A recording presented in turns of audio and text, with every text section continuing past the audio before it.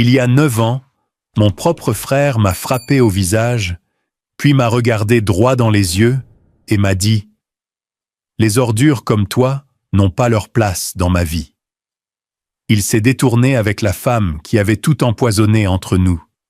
Pas d'appel, pas d'anniversaire, juste le silence. Avance rapide. J'ai travaillé dur pour m'élever à partir de rien. Je suis devenu PDG. J'ai acheté une villa en bord de mer. Et devinez qui s'est présenté le lendemain matin, souriant, valises à la main? Hé, petit frère, tu as de la place pour la famille? Il pensait que j'oublierais. Il pensait que je céderais. Mais ce que j'ai fait ensuite, ils ne l'ont jamais vu venir. L'air sentait le charbon de bois, la bière et trop de fausses politesses. C'était un dimanche soir chaud à Charleston, en Caroline du Sud. Le jardin de mon frère Caleb bourdonnait des suspects habituels, des cousins qui se retrouvent, des oncles ivres de bière légère, quelqu'un qui faisait brûler des côtes sur le grill et prétendait savoir ce qu'il faisait. Je me tenais à l'écart, un gobelet en plastique à la main, hochant la tête, souriant, faisant semblant. Je ne voulais pas être là, mais je continuais de me présenter chaque année, espérant que cette fois serait différente, qu'ils arrêteraient peut-être de me traiter comme un reste.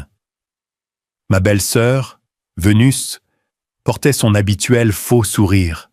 Elle flottait d'un groupe à l'autre comme une débutante du Sud devenue reine des abeilles.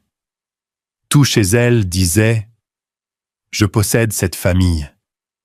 Et le plus triste, elle n'avait pas tort. « Cale, chérie », dit-elle trop fort, posant sa main manucurée sur mon épaule, comme si elle faisait une œuvre de charité. « Toujours entre 2 emplois, hein? Ça doit être agréable, tout ce temps libre. » Cela a touché plus fort qu'une gifle. Quelques personnes à proximité ont gloussé, doucement, nerveusement, mais assez pour que ça pique. Caleb n'a rien dit. Il a juste repris une gorgée de sa bière, les yeux fixés sur la pelouse, comme si elle lui devait quelque chose. « Je suis en freelance maintenant », ai-je répondu, gardant ma voix calme. « C'est flexible. Ça paie bien. » Venu pencha la tête. Flexible est une jolie façon de dire vivre du travail acharné des autres. Tu ne crois pas?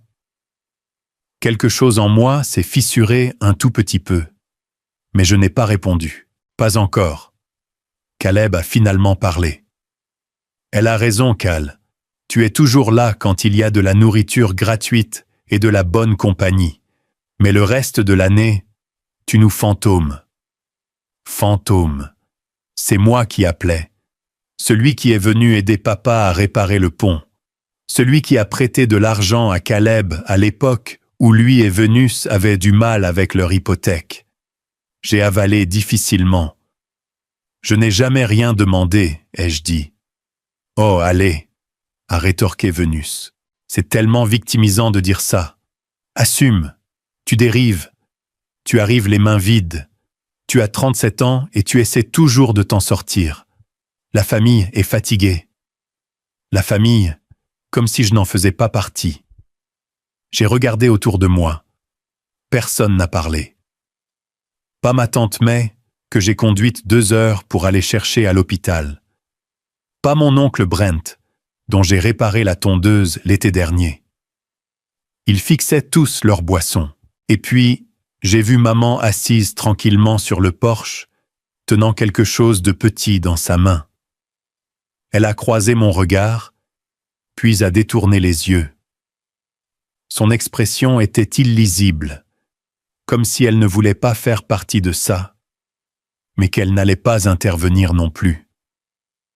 Ma poitrine s'est serrée. Je me suis retourné vers Vénus, prête à dire quelque chose, n'importe quoi. Mais Caleb s'est interposé. Ses yeux étaient vitreux, sa voix trop forte. « Tu te crois meilleur que nous, n'est-ce pas ?» a-t-il craché, agissant toujours comme un pauvre poète. Mais tu n'es rien, Cal. Tu n'as jamais été rien. Le silence était épais. Est-ce que c'est vraiment ce que tu penses de moi? Ai-je demandé, ma voix se brisant malgré moi. Caleb s'est rapproché. Les ordures comme toi n'ont pas leur place dans ma vie. Et puis il a frappé. Son poing a frappé ma mâchoire fort et vite. Mon gobelet s'est envolé. Mes genoux ont fléchi. Je suis tombé par terre. Personne n'a bougé. Pendant une seconde, tout ce que j'ai entendu, c'est le bourdonnement des cigales et mon propre cœur battant comme un tambour de guerre. Le sang remplissait ma bouche. Je me suis relevé lentement, étourdi, et j'ai revu maman. Elle était toujours sur le porche, toujours immobile, toujours silencieuse. Mais dans sa main se trouvait l'objet que j'avais vu plus tôt, une montre de poche, celle de papa, fissurée, l'aiguille des minutes bloquée entre deux nombres. Elle s'est levée, s'est approchée de moi, et sans un mot, me l'a mise dans la paume, puis m'a tourné le dos et s'en est allée. Cela ne ressemblait pas à de l'amour. Cela ressemblait à une clôture. Je n'ai pas pleuré. Je n'ai pas riposté. Je me suis levé, tremblant, saignant, et j'ai marché non seulement hors du jardin, pas seulement hors de cette maison, mais hors de la famille. 9 ans se sont écoulés avant que je ne revoie l'un d'entre eux. Et même alors, ils ne sont venus que parce que j'avais quelque chose qu'ils voulaient, ne pas dire au revoir. Je suis allé directement à ma voiture avec du sang dans la bouche et le silence derrière moi. Personne ne m'a couru après. Cette nuit-là, j'ai dormi dans mon camion devant un CVS ouvert 24 heures sur 24, garé sous une lumière vacillante qui bourdonnait comme un mauvais souvenir. J'ai regardé par le pare-brise jusqu'au matin et la douleur froide dans ma poitrine a commencé à ressembler à quelque chose de permanent. 3 semaines plus tard, j'ai fait 2 sacs de voyage et j'ai quitté Charleston pour de bon. Houston n'était pas le plan. C'était juste le premier endroit où j'ai trouvé un loyer bon marché et une annonce Craigslist cherchant de l'aide dans un entrepôt. Je l'ai prise. J'ai dormi sur un matelas par terre dans un studio si petit que je devais déplacer la poubelle juste pour ouvrir le réfrigérateur. Personne ne me connaissait là-bas. Et c'était le but. Pendant les 2 premières années, je n'ai pas parlé de ma famille. Pas une seule fois. Pas à mes collègues, pas aux voisins qui me demandaient toujours si j'allais bien. J'ai baissé la tête, j'ai pris toutes les heures supplémentaires qu'ils pouvaient me donner et j'ai essayé de ne pas penser aux anniversaires, au Thanksgiving ou aux décorations de Noël. Mais on ne peut enterrer les choses qu'à un certain point. La 3e année, je me suis retrouvé aux urgences le jour de mon anniversaire, 34 ans. J'avais perdu connaissance à cause de la déshydratation, d'un coup de chaleur après avoir chargé des camions toute l'après-midi au soleil. Quand je suis revenu à moi, l'infirmière m'a demandé si quelqu'un venait me chercher. J'ai dit non. Je lui ai dit que j'appellerais quelqu'un, mais je ne l'ai pas fait. Je suis rentré de l'hôpital avec une prescription dans une poche et une référence pour une thérapie dans l'autre. Je n'ai jamais rempli l'une ou l'autre. Je n'étais pas encore en colère, juste creux. Ça, c'est venu plus tard. À la 5e année, le silence n'était plus seulement douloureux. Il commençait à sembler personnel. Caleb n'a jamais donné de nouvelles. Pas même après que j'ai déménagé. Pas même après que j'ai publié une fois sur Facebook que j'étais à l'hôpital. Juste un j'aime de quelqu'un que je ne connaissais même pas. C'est là que j'ai écrit la lettre. Je n'ai pas écrit pour me disputer. Je n'ai pas écrit pour revenir sur cette nuit. J'ai juste dit qu'il me manquait. J'ai dit que j'espérais que nous pourrions parler. Peut-être pas tout de suite. Peut-être pas en personne. Juste quelque chose. Je l'ai posté à son adresse à Charleston. Pas d'adresse de retour, juste son nom. Il m'a fallu 3 semaines pour obtenir une réponse. Mais ce n'était pas l'écriture de Caleb sur l'enveloppe. C'était Vénus. À l'intérieur se trouvait une lettre tapée, froide, précise, clinique. Elle commençait par « Cal, ton incapacité à assumer la responsabilité de la douleur que tu as causée à cette famille est épuisante. » Elle parlait de mon schéma de victimisation, comment je drainais les gens émotionnellement, comment Caleb avait refait sa vie. Il y avait une phrase dont je me souviens mot pour mot. « Tu n'as jamais été coupé des ponts. Tu ne pouvais tout simplement pas supporter les conséquences de ta propre égoïsme. » Je l'ai lu 2 fois, puis une 3e fois. En bas, aucune signature de Caleb, juste la sienne. Elle l'avait interceptée. Il n'avait jamais vu ma lettre. C'est à ce moment-là que j'ai réalisé que je pouvais hurler dans le vide pour toujours. Personne ne viendrait me sortir de là. J'ai regardé cette lettre pendant des heures, la façon dont elle formulait tout comme si j'étais un parasite qui avait finalement été retiré. J'ai essayé de me dire que peut-être elle le protégeait, que peut-être il ne s'en souciait vraiment pas assez pour demander. Mais au fond, je savais. Cette nuit-là, je me suis tenu sur le balcon de mon appartement, au 5e étage, face à un parking de supermarché, et j'ai déchiré la lettre en morceaux. Je les ai laissés se disperser dans le vent comme s'ils n'avaient jamais été écrits. Puis je suis retourné à l'intérieur, j'ai ouvert mon ordinateur portable et j'ai commencé à chercher des cours du soir. Comptabilité, commerce. Je ne savais pas ce que j'allais faire, mais je savais une chose. J'en avais fini d'être celui qui attendait la permission de guérir. Il voulait le silence. Il l'aurait, mais pas de la manière dont il pensait. Parce que le silence ne signifie pas toujours la paix. Parfois, cela signifie la permission. La permission de construire quelque chose sans eux. La permission de grandir sans leur bénédiction. La permission de prendre chaque once de cette douleur et de la transformer en carburant. Alors, j'ai arrêté de poser des questions, j'ai arrêté d'attendre, et j'ai décidé que si j'allais être seul, j'allais au moins être puissant. Je ne l'ai pas annoncé, vous savez. Je n'ai pas posté de citation sur les réseaux sociaux, ni acheté un journal avec le mot « hustle » dessus. Je me suis juste mis au travail. Le lendemain de la déchirure de la lettre de Vénus, j'ai ouvert un vieil ordinateur portable que quelqu'un m'avait donné pour 20 $. Il toussait plus fort que la climatisation de mon appartement, mais il s'allumait. C'était suffisant. J'ai commencé à regarder des vidéos YouTube sur le codage, JavaScript, Python, tout ce qui avait l'air assez compliqué pour effrayer la plupart des gens. Puis j'ai recommencé depuis le début, encore et encore. J'ai échoué à tous les exercices au début. Je ne pouvais pas faire à un bouton ce qu'il était censé faire. Je ne comprenais pas comment fonctionnaient les boucles. Mais la frustration, c'était mieux que le silence. Je chargeais des camions dans le parc d'expédition jusqu'à 3 heures du matin, puis je dormais quelques heures, je me levais et je retournais à l'écran. Je n'avais pas de petit ami, pas de projet de week-end, pas de distraction, juste cette voix au fond de ma tête, la sienne, disant « Tu ne bâtiras jamais rien par toi-même ». Cette voix me suivait comme une ombre.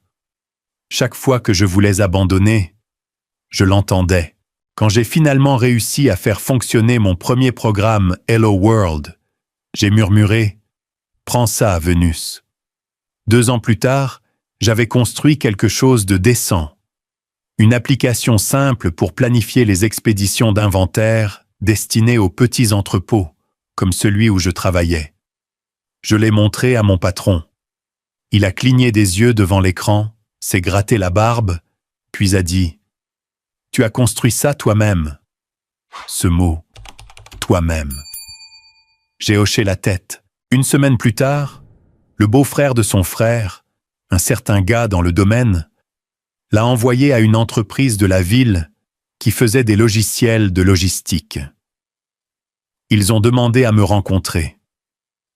Je suis arrivé dans un blazer de friperie, nerveux et transpirant sous ma chemise. Le gars qui m'interviewait avait l'air de ne pas avoir dormi depuis 3 jours. Il a fait défiler ma démo en silence, puis m'a regardé et a dit « Tu es brute, mais tu es réelle. On peut travailler avec ça. » C'était la première fois de ma vie d'adulte que quelqu'un d'autre qu'un caissier de supermarché me disait que j'avais de la valeur. Ils m'ont embauché à un niveau junior. Salaire de base, mais je m'en fichais. Je me souviens m'être assis dans cette vieille voiture sur leur parking, serrant le volant à 2 mains, murmurant « Tu l'as fait, mec, tu l'as fait. » 6 mois plus tard, ils m'ont promu à temps plein. J'ai arrêté de charger des camions. J'ai acheté un vrai bureau. J'ai remboursé mon dernier prêt sur salaire. Je n'ai toujours pas appelé mon frère. Le succès ne comble pas le vide. Il en change juste la forme. Le printemps suivant, mon entreprise m'a envoyé à une conférence technologique à Austin. Je n'ai presque pas voulu y aller. Je ne possédais pas une seule chemise boutonnée qui n'ait pas une tache, mais mon manager a dit « C'est une bonne exposition. » Serrer des mains, manger la nourriture gratuite. Alors j'y suis allé. Parcourir le salon était comme entrer dans une autre planète. Des stands polis, des gens avec des titres fantaisistes, de jeunes PDG distribuant des cartes de visite comme des bonbons, et puis, sans prévenir, quelqu'un a appelé mon nom. Kyle. Je me suis retourné, m'attendant à ce que ce soit une erreur. Ce n'était pas le cas. C'était Dante Marshall. Nous étions allés ensemble au lycée. Il avait l'habitude de s'asseoir derrière moi en cours d'informatique, me demandant toujours de réparer sa connexion. Je ne l'avais pas vu depuis presque 15 ans. « Dante », ai-je dit, clignant des yeux. « Mec, regarde-toi. » Il a souri. « Regarde-toi. Je ne pensais pas te revoir dans un endroit comme celui-ci. » Nous avons fini par prendre un café à l'angle du lieu, loin du bruit. Il s'est avéré que Dante était entré dans le capital risque. Il avait cofondé quelques startups et recherchait des talents pour un nouveau projet axé sur l'IA. Nous avons parlé pendant 1 heure. Je lui ai dit un peu sur mon application, sur l'entreprise. Pas tout, juste assez. Puis il s'est penché et a dit « Tu sais, au lycée, j'ai toujours pensé que tu étais trop intelligent pour rester coincé dans cette ville. » J'ai souri, mais je n'ai rien dit.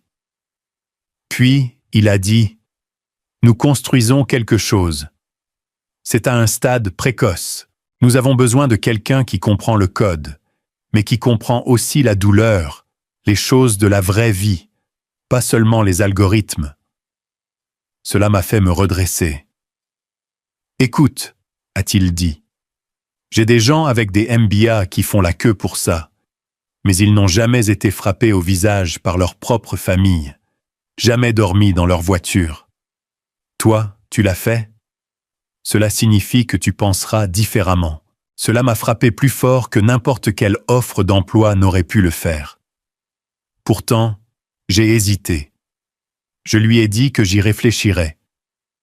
Cette nuit-là, de retour à l'hôtel, je me suis assis dans le noir et j'ai pensé à tout ce que j'avais vécu. À Charleston, à Caleb, au cou, à Vénus et à sa lettre froide. Tu ne bâtiras jamais rien par toi-même. J'ai ouvert mon ordinateur portable et j'ai regardé un écran vide. Et puis j'ai commencé à écrire un plan. J'étais en appel pour présenter notre nouvelle fonctionnalité à un groupe d'investisseurs de Singapour lorsque mon assistante a frappé légèrement et m'a glissé son téléphone, juste un nom à l'écran. Chloé Jacobs podcast confirmé pour 14 heures. J'ai hoché la tête et j'ai continué, mais quelque part dans le fond de mon esprit, j'ai entendu ce déclic. Ce petit moment où la vie change et que vous ne vous en rendez compte que plus tard. L'interview était censée être légère, une discussion informelle sur la façon dont un ancien employé d'entrepôt a construit un outil de logistique IA dans un appartement d'une chambre. Mais quelque part entre la 4e et la 5e question, elle a demandé « Souhaitez-vous que votre famille ait été plus impliquée dans votre ascension ?» J'ai fait une pause. J'ai pensé à sauter la question. Mais ma gorge s'est serrée. Et ce qui est sorti n'était pas prévu. Parfois, ai-je dit, la famille n'est pas ceux qui vous ont élevé, ce sont ceux qui vous ont respecté. Elle a cligné des yeux, a griffonné quelque chose dans son carnet. Elle a continué. Le lendemain matin, ma boîte de réception a explosé. J'avais oublié à quelle vitesse Internet bouge quand il sent quelque chose de brut. Cette citation a été coupée, partagée, publiée sur des Reels, citée sur TikTok, transformée en marchandise. Quelqu'un m'a même envoyé une capture d'écran d'une tasse sur laquelle il était écrit « Le respect est plus épais que le sang ». Cale Tyrell. Cela semblait surréaliste. Je vivais maintenant dans un gratte-ciel, me réveillant avec une vue sur le littoral de San Diego. Des comptoirs en marbre, des lumières intelligentes, tout ce que je pensais n'existait que dans les séries télévisées. Et pourtant, la plupart des soirs, je cuisinais de la même manière. Œufs et pain grillés, mangés debout à la cuisinière comme j'en avais l'habitude quand le courant était coupé. L'argent ne m'avait pas changé. Mais le silence m'avait rendu plus aiguisé. Je ne faisais pas la fête. Je n'affichais rien. Ma satisfaction venait silencieusement, en regardant les chiffres augmenter, en entendant les commentaires des clients, en voyant les employés croire en ce que j'avais construit. Et puis c'est arrivé. Un mardi soir tard, je venais de finir de revoir les mises à jour de l'équipe produit. Je me suis servi un verre d'eau. Mon téléphone a vibré une fois. Numéro inconnu. J'allais l'ignorer jusqu'à ce que je voie le message. Ton frère ne va pas très bien ces derniers temps.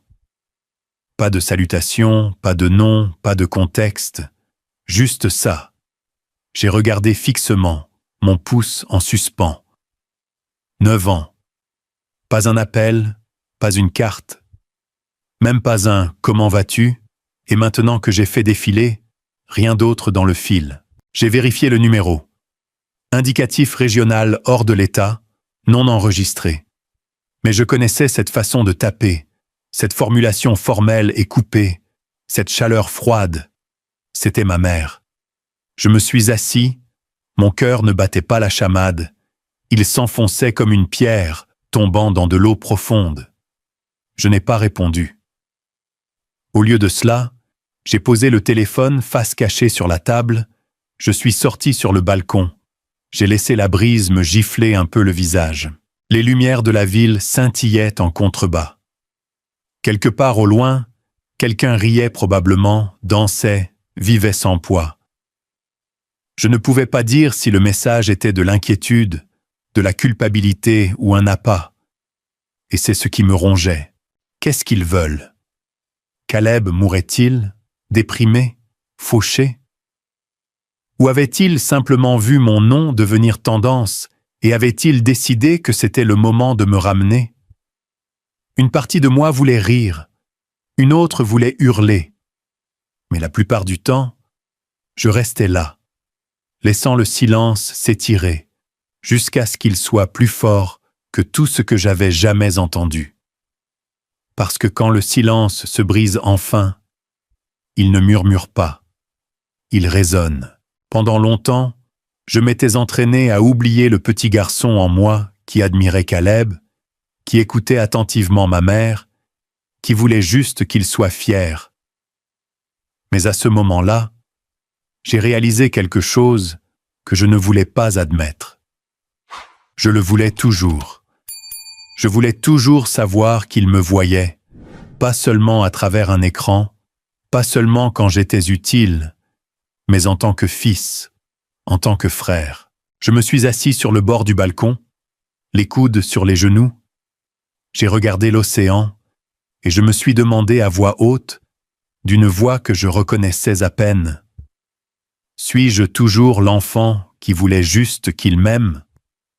Et après avoir envoyé juste 10 mots, sans ponctuation, sans chaleur, j'ai glissé le téléphone dans le tiroir et j'ai continué ma journée comme si rien n'avait changé.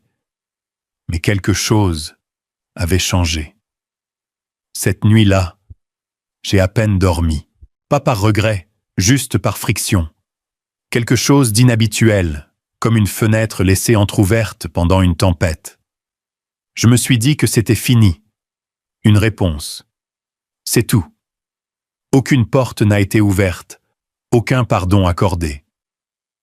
Puis 3 jours plus tard, un coup à la porte. J'étais dans la cuisine à faire du café. Tôt dans l'après-midi, le soleil projetait des lignes nettes sur le carrelage. Je ne m'attendais à personne. La plupart des gens devaient y passer la porte, bonhomme. Le code de l'ascenseur, la réception.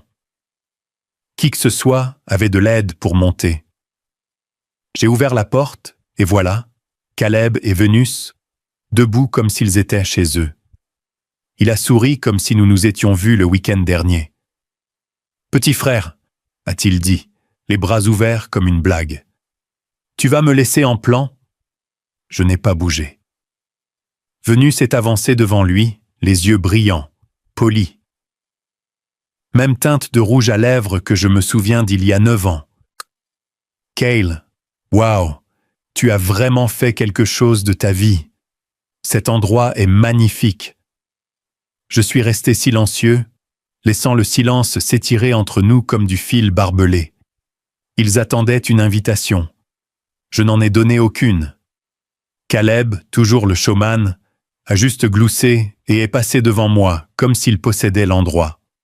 Vénus a suivi, ses talons tapant doucement sur le sol. J'ai fermé la porte plus lentement que je n'aurais dû. Il a fait le tour du salon ouvert, les yeux partout, les fenêtres, les meubles, l'art que je remarquais à peine maintenant. « Cette vue », a-t-il dit, secouant la tête.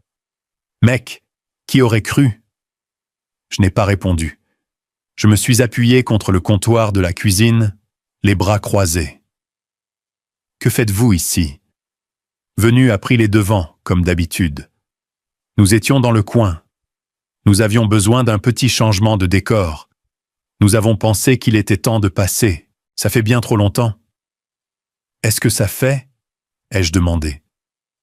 Caleb s'est retourné. « Allez, mec, ne sois pas comme ça.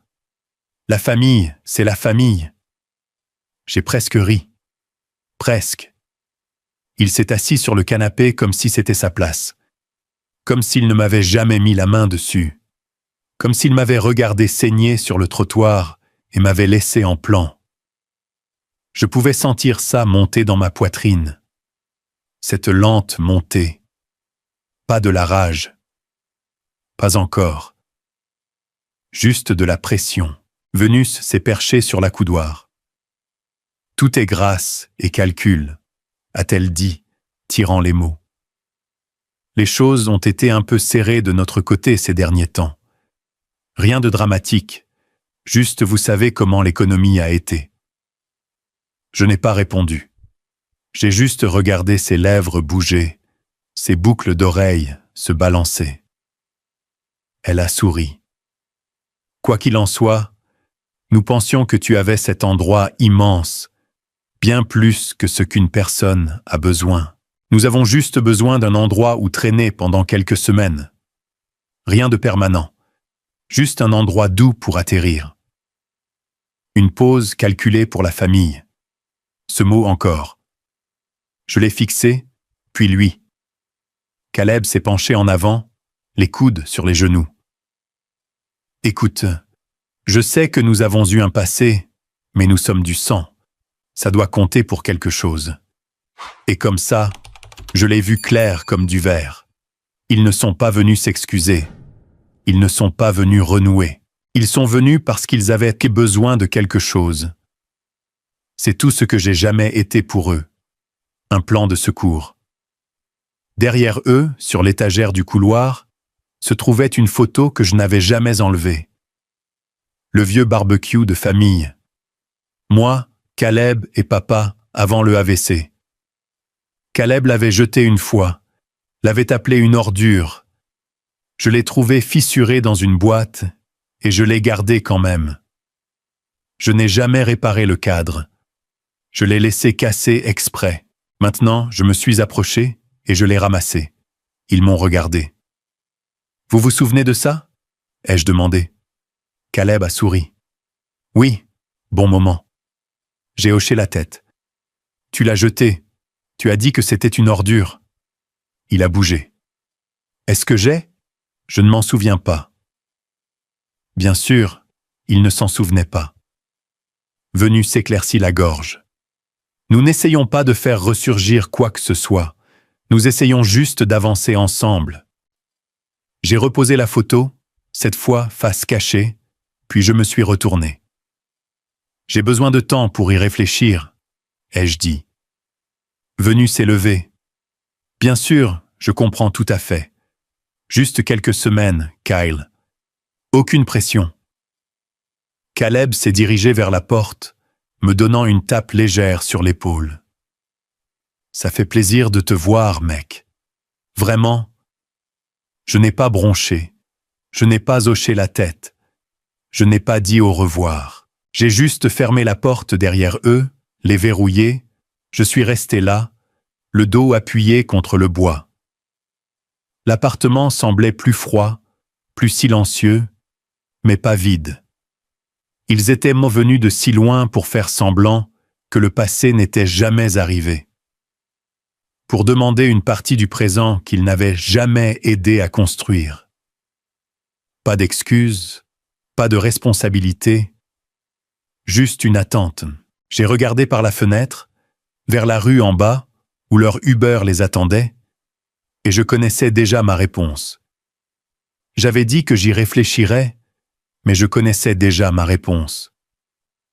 Cette nuit-là, je me suis assis sur le balcon avec un verre et les vagues, ma vraie famille de nos jours, et j'ai laissé la brise fraîche me rappeler que j'avais tout construit, brique par brique, seul. Je ne devais rien à personne.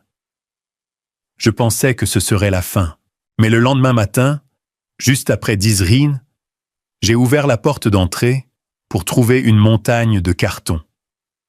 Et juste derrière, Caleb et Venus, souriant comme s'ils étaient en avance à une fête à laquelle je ne les avais jamais invités. « J'espère que ça va ?» a dit Caleb, passant un sac sur son épaule. « Nous avons pensé qu'il serait plus facile de nous installer. Tu as dit que tu y réfléchissais. Alors, » Venus a soulevé un appareil de taille moyenne, enveloppé dans des serviettes. « Où veux-tu mettre la friteuse à air ?» Je n'ai pas parlé. Pas tout de suite, parce que j'avais besoin que le silence retienne ce qui montait en moi. Mais ils ont pris ce silence pour une permission, comme ils l'avaient toujours fait.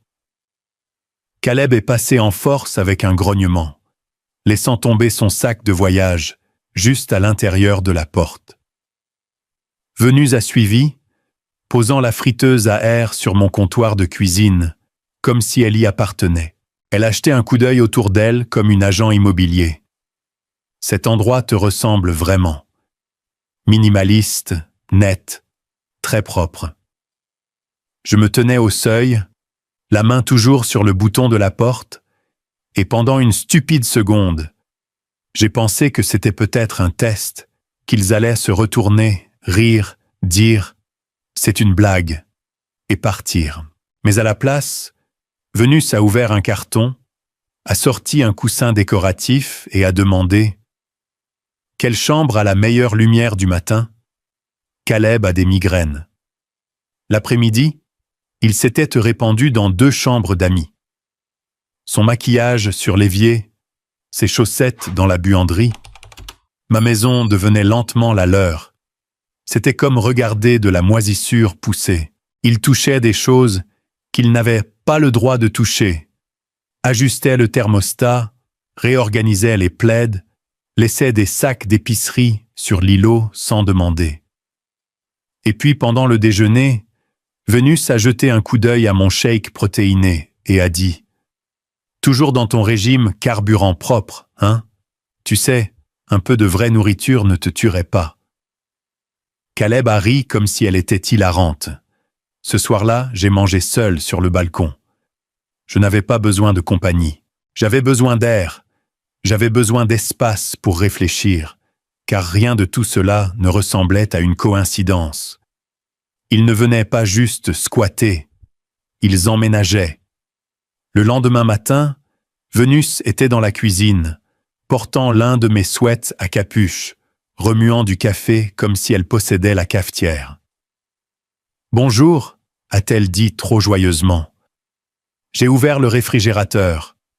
L'un de mes conteneurs de préparation de repas était ouvert, à moitié mangé, sans mots. Caleb est entré torse nu, se grattant l'estomac. « Mec, ce lit, ferme, mais bon. Je pourrais dormir pendant des jours. Je préférerais que tu ne le fasses pas, » ai-je murmuré. Il ne m'a pas entendu, ou a fait semblant de ne pas m'entendre. Ils se sont installés comme du brouillard, impossibles à saisir, mais toujours présents. Au 3e jour, ma patience s'était amincie comme du papier. J'ai gardé mes routines strictes. J'ai travaillé dans mon bureau avec la porte fermée. Je suis parti à la salle de sport sans dire au revoir. J'ai mangé en silence, reconnaissant à peine les 2 fantômes qui hantaient maintenant mon espace. Mais ensuite vint le dîner. Nous étions assis autour de l'îlot de cuisine. J'avais commandé du thaï. Assez pour 3, bien que je ne sois pas sûr pourquoi. Vénus a poussé un morceau de tofu sur son assiette, puis a dit comme si elle parlait à elle-même. Certaines personnes oublient qui les a élevées, qui a payé les lumières quand elles rêvaient trop. J'ai fait une pause à mi-morsure. J'ai levé les yeux. Ses yeux ne quittaient pas sa nourriture. J'ai pris une inspiration et j'ai souri, mince et tendu. « Eh bien, » ai-je dit calmement. Certaines personnes confondent le silence avec le consentement, mais tout le monde n'oublie pas. Elle a croisé mon regard, son sourire a tressailli. Caleb n'a rien dit. Il a continué à mâcher, faisant semblant de ne pas remarquer la tension s'épaissir comme du ciment frais entre nous. Cette nuit-là, j'ai marché dans le couloir avant de me coucher. Je me suis arrêté devant la chambre où il dormait, la porte entr'ouverte, les lumières toujours allumées. J'ai entendu Vénus rire doucement de quelque chose que Caleb avait dit, comme si c'était des vacances. J'ai continué dans le couloir, passé la bibliothèque. Je me suis arrêté devant la photo encadrée, toujours fissurée, toujours la mienne. Je suis resté là longtemps à la regarder. C'est là que ça m'a frappé. Ce n'était pas de la famille, c'était des squatteurs. Et s'ils ne partaient pas d'eux-mêmes, je les montrerais à la sortie, selon mes conditions. Maintenant, le lendemain, j'ai vérifié l'acte de propriété de ma maison juste pour me rappeler que tout cela m'appartenait à chaque centimètre. Ensuite, j'ai imprimé 2 copies d'un accord d'invité. Je me suis assise à l'îlot de cuisine. J'ai attendu. Ils sont arrivés vers midi. Caleb bâillant, Vénus au téléphone. « Bonjour » a-t-elle dit comme si nous étions colocataires, comme si le passé n'était pas arrivé. J'ai fait glisser les documents sur le comptoir, je n'ai rien dit. Caleb a haussé un sourcil, en a ramassé un. « Qu'est-ce que c'est » a-t-il demandé, essayant de rire, mais il y avait une lueur derrière sa voix, comme s'il savait déjà. J'ai gardé mon ton plat. « Vous êtes des invités. Ceci décrit ce que cela signifie. » Vénus a jeté un coup d'œil. Son sourire a vacillé. Caleb a parcouru la première page. « Mec, allez. Sérieusement? Des documents juridiques ?» Je n'ai pas répondu. J'ai juste rencontré ses yeux. J'ai attendu. Il a feuilleté la deuxième page. « Tu as fait rédiger ça par un avocat ?» Oui, Vénus a fait le tour de l'îlot, a ramassé la deuxième copie. Son silence a traîné un battement trop long. Aucune altération de propriété, aucun invité sans permission. Les espaces communs restent à la discrétion du propriétaire. Elle l'a lu comme si elle goûtait quelque chose de aigre. Séjour maximum 30 jours. Elle l'a posé lourdement. « Waouh !» a-t-elle marmonné. « Tu penses vraiment que ça fait de toi quoi? Mieux que nous ?» « Non, ai-je dit. Ça fait de moi Claire. » Caleb secoua la tête, ricanant. « C'est froid, mec. » Je l'ai regardé. J'ai laissé le silence s'étirer. « Il ne s'agit pas de froideur, ai-je dit. Il s'agit de respect. » Vénus s'est penchée, les bras croisés. Sa voix était plus tranchante maintenant. « Tu sais, tu te balades ici comme un roi fait maison, mais tu ne te souviens même pas qui t'a nourri quand tu avais 15 ans, qui a payé ton ticket de bus quand tu étais fauché. » Je me souviens de tout, ai-je dit. C'est pourquoi ce n'est pas une faveur. C'est une ligne. Caleb a essayé de désamorcer. Nous sommes une famille. Les familles ne font pas ce genre de choses. Les familles n'emménagent pas chez toi sans demander. Il n'a pas eu de réponse. Mais Vénus, elle, a craqué. « Tu penses que tu es au-dessus de nous maintenant ?» a-t-elle sifflé. « Tu ne sais même pas ce qu'il a fait pour cette famille. » Caleb tourna la tête rapidement. « Vénus, arrête !» Elle était déjà partie. « Non !» a-t-elle aboyé. « Il veut la vérité. Donnons-la lui. » Puis sa voix s'est brisée, aussi nette que du verre brisé sur du carrelage. Il a perdu notre maison, Cal. Tout. La pièce est devenue silencieuse. Caleb avait l'air comme si quelqu'un lui avait retiré l'air des poumons. Venu à continuer, amer maintenant, se déroulant. Le blackjack, les paris sportifs, les prêts. Je l'ai supplié d'arrêter, mais ça ne servait à rien. Il continuait à le chasser comme si la prochaine main allait régler les choses. Elle a pointé vers le plafond. C'est pour ça que nous sommes ici. Pas parce que tu nous manques, mais parce que nous n'avions nulle part ailleurs où aller. Caleb n'a pas nié. Il est resté là à regarder. Je me suis assis en arrière dans ma chaise. J'ai senti quelque chose changer en moi. Pas de sympathie, pas de colère, mais du contrôle. Pour la première fois depuis des années, je ne me sentais pas comme le petit frère qui nettoyait le désordre de quelqu'un d'autre. Je me sentais solide, ancré. Vénus s'essuya les yeux. Elle ne pleurait pas. Pas vraiment, juste acculée. « Tu veux que nous signions ton précieux petit papier ?» a-t-elle claqué. « Fine !» Elle a attrapé un stylo sur le comptoir, a écrit son nom en bas, puis l'a poussé vers Caleb. Il a hésité, mais il a signé. Non pas parce qu'il le voulait, mais parce qu'il n'avait pas le choix. Alors qu'ils quittèrent la cuisine, je me suis levé et je me suis dirigé vers la bibliothèque. J'ai déplacé une pile de magazines technologiques. La photo était toujours là, toujours fissurée, toujours visible. Je ne l'ai pas réparée. J'ai juste fait de la place à côté. J'ai posé les documents signés juste à côté. Je les ai laissés côte à côte. Un passé brisé et une limite tracée, et ils l'ont signé. Mais le regard dans leurs yeux disait autre chose. Ce n'est pas fini, et je les crois. 3 jours passèrent, calmes, tendus. Ils gardirent leur distance, vous savez, restaient plutôt polis, mais chaque mouvement semblait calculé. Venu a commencé à se maquiller davantage à la maison. Caleb sifflait en passant devant mon bureau, comme s'il essayait trop fort d'avoir l'air détendu. Ils ont cuisiné un soir, un grand dîner. Ils m'ont dit qu'ils essayaient de réparer les choses. Je n'ai pas touché à la nourriture. Plus tard dans la nuit, le tonnerre a grondé sur la côte. Le vent hurlait à travers les fissures des vitres, faisant trembler le verre juste assez pour donner l'impression que tout l'endroit pouvait s'effondrer. Vers 2h40 du matin, je me suis réveillé au son de mon téléphone qui vibrait. Au début, j'ai pensé que c'était une alerte d'urgence, un avertissement météorologique, peut-être. Mais ce n'était pas ça. C'était pire.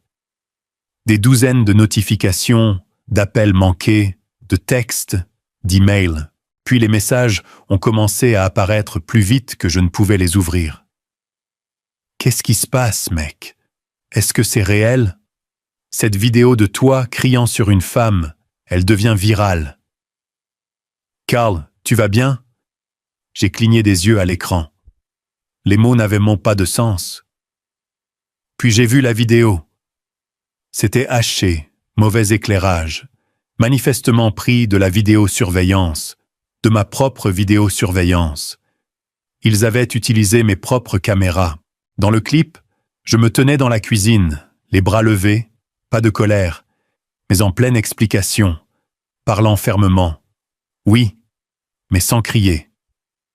Dans le montage, cependant, cela sonnait comme si je hurlais. Ils avaient ajouté un audio de femme qui pleure. Pas de vrais pleurs, en boucle, faux, creux, juste assez pour donner le ton.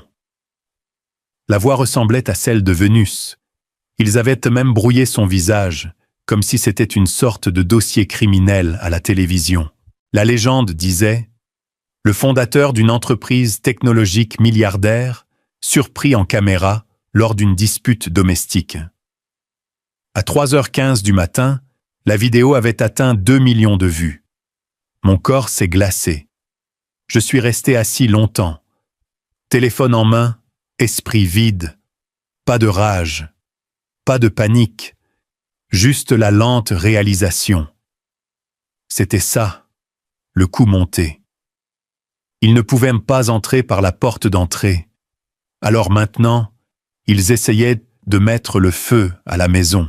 Mais ce qu'ils ne savaient pas, ce qu'ils n'avaient jamais pris la peine de considérer, c'est que j'avais appris quelques leçons après cette effraction dans mon bureau l'année dernière. La paranoïa peut être laide, mais elle peut aussi être intelligente. Je me suis levé, j'ai traversé la maison dans le noir. La tempête dehors couvrait le son de mes pas. Caleb et Vénus dormaient encore. Je ne suis pas entré dans leur chambre. Au lieu de cela, je suis allé dans mon bureau. J'ai ouvert le tiroir. À l'intérieur, un disque dur noir. Petit, non marqué. Je l'ai branché à mon ordinateur de bureau. Les images étaient toutes là. Propres, non coupées, brutes, chaque pièce, chaque mot, l'audio original. Pas de cris, pas de pleurs. Juste un homme fatigué qui pose des limites chez lui. Puis, je l'ai trouvé. Une semaine plus tôt, la chambre d'amis. Venu qui faisait les 100 pas. Caleb affalé dans un coin. Sa voix était tranchante. Si nous le coupons bien, personne ne s'en souciera. C'est faux. Il faut juste qu'il ait l'air en colère. C'est tout, Caleb. Il va nous poursuivre en justice. Venu, il est trop gentil, il ne ripostera pas. J'ai sauvegardé le clip, ajouté des horodatages, étiqueté chaque fichier. Puis j'ai appelé mon avocat.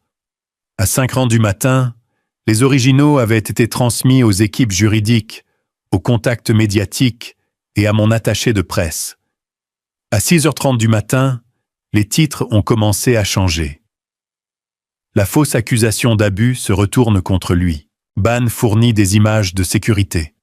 Tentative d'extorsion capturée sur bande. Les commentaires ont afflué.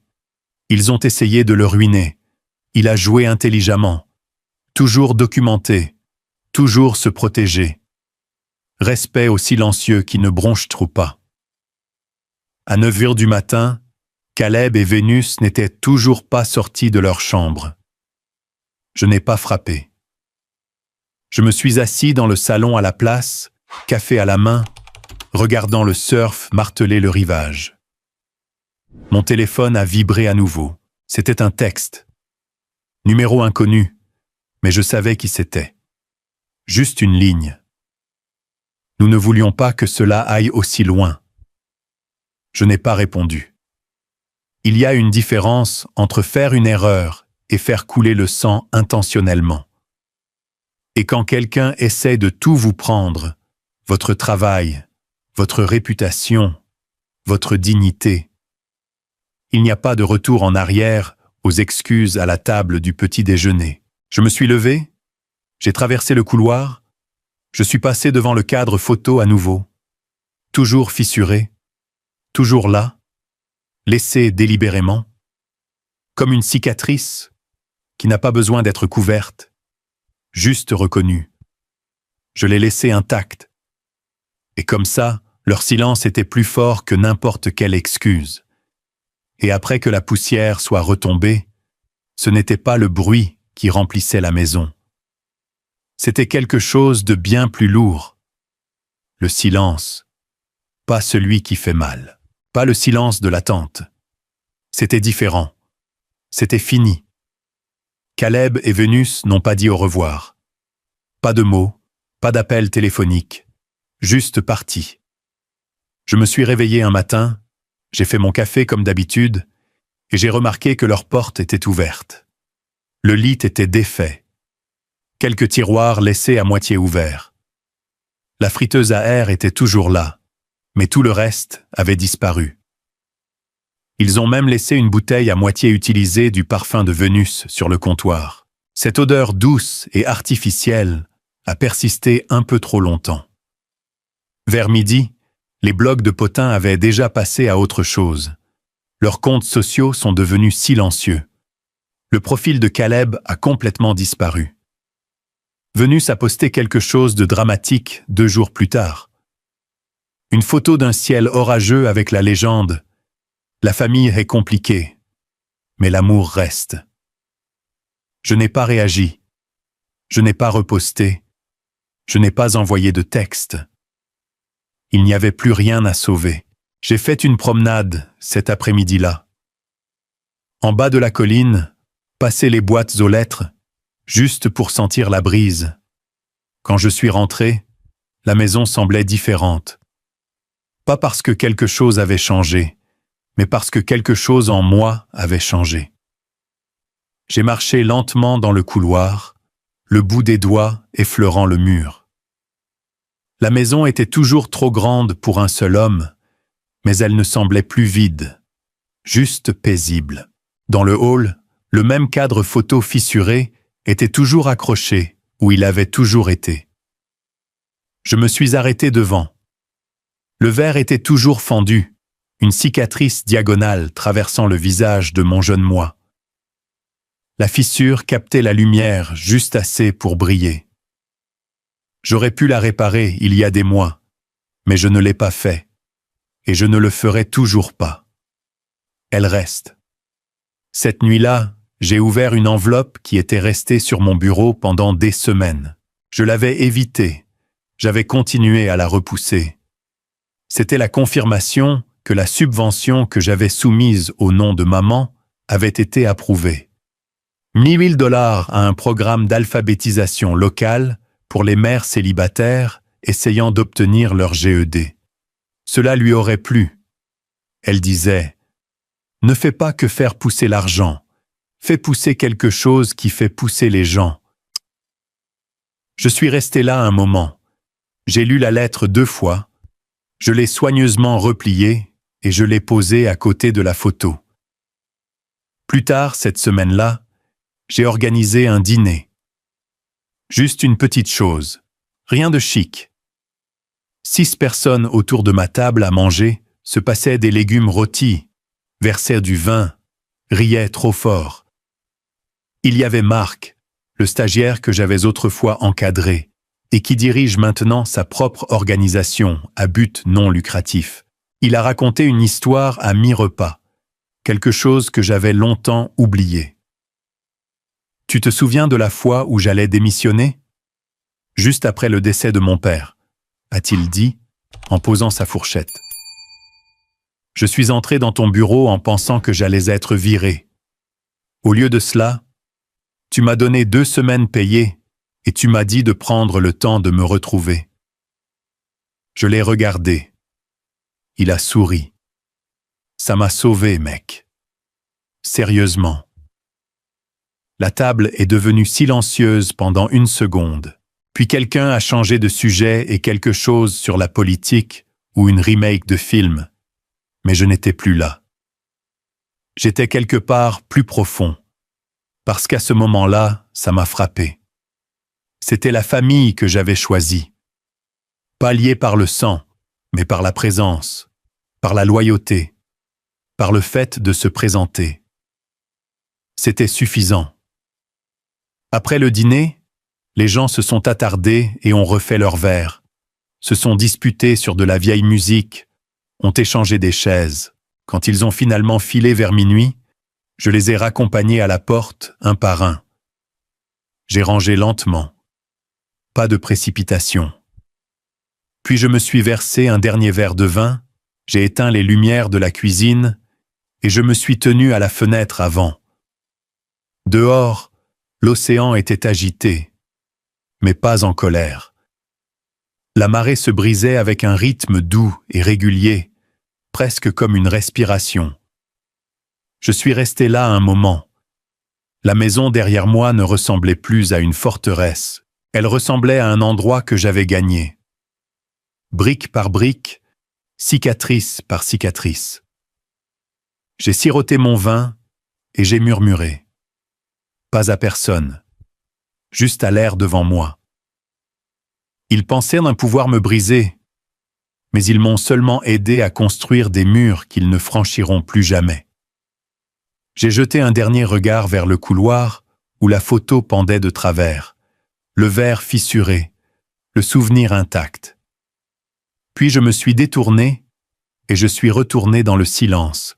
Certaines fins n'ont pas besoin de bruit, juste du son d'une porte qui se ferme enfin et qui reste fermée.